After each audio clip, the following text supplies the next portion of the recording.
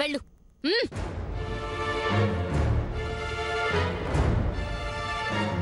అమ్మ మధు, ఏం జరిగిందో ఎందుకు జరిగిందో తెలీదు కానీ ఆడదొక్కసారి అత్తారింట్లో అడుగు పెట్టిన తర్వాత చావైనా బతికైనా అక్కడే.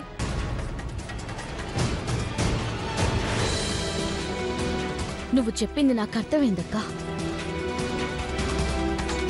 మా వాళ్ళని బాధ పెట్టాలని నాకు లేదు, కానీ వెళ్ళక తప్పదు. వీళ్ళు మా కుటుంబానికి చేసిన ద్రోహం చూశాక ఇక్కడుంటే మా అమ్మ నాన్నలకి అన్యాయం చేసినట్టవుతుంది. నా జీవితం కోసం వాళ్ళ జీవితాన్ని బలి తీసుకోలేను.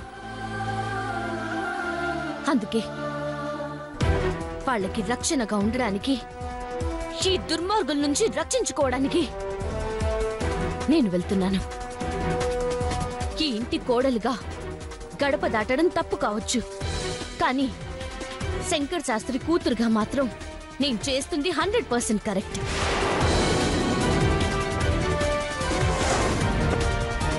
అది కదమ్మా అక్క, నా తల్లిదండ్రులు నాకు ముఖ్యం.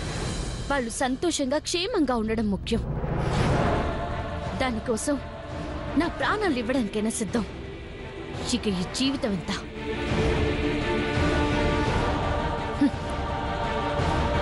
మిస్టర్ చైతన్య, ఇల్లు అలకగానే పండగ కాదు. మా నాన్నగారితో బలవంతంగా సంతకం పెట్టించినంత మాత్రాన ఆ ఇల్లు నీ సొంతం కాదు. ముందుంది ముసల పండగ, వస్తా.